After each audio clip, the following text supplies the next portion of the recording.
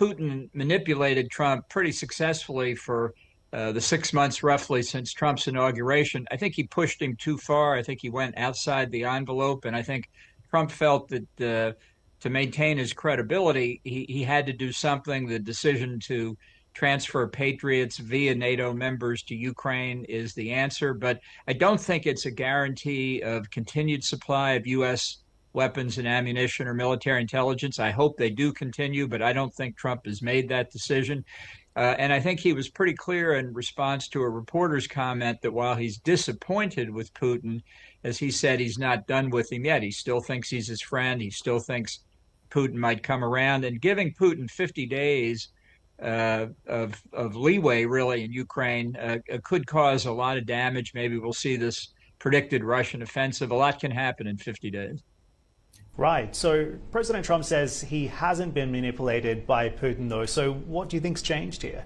Well, I think he's obviously very defensive about it. I think he recognizes that he didn't come anywhere close to delivering what he promised during the campaign, probably foolishly, but to resolve it in 24 hours. It was always much more complicated than that.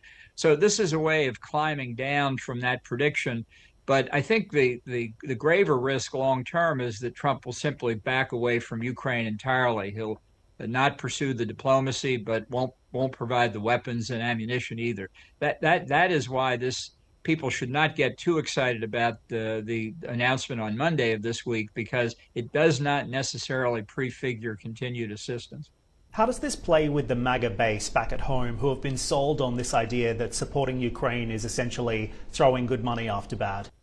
Well, they seem to be very upset with it, which delights me. It shows, I think, that they misread Trump as many people did. I think Trump generally has trouble with the MAGA base politically for a variety of reasons now. Attacking the Iranian nuclear facility is part of the trouble, and what may be confusing to others around the world, the Jeffrey Epstein scandal, which has really energized the Trump base, and who have believed there's been a cover-up on that case for a long time now, fear it's the Trump Justice Department that's covering up.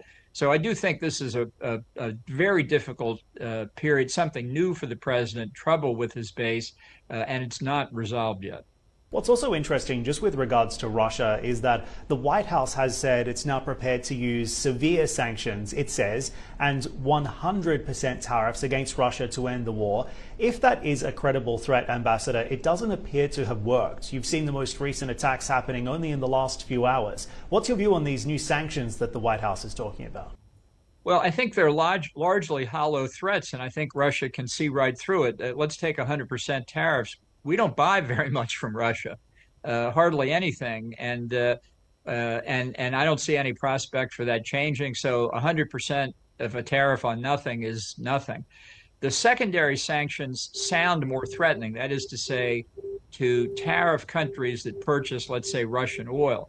But two of the biggest purchasers of Russian oil are China and India, as many people have observed. And in the midst of all the chaos over our actual tariff policy with respect to China, India, and the rest of the world, for Trump in just under 2 months suddenly to impose punishing sanctions on those two countries, it's certainly possible, but I don't see that. So, and I think the Russians read it the same way. So I don't think the Kremlin is at all intimidated by those threats.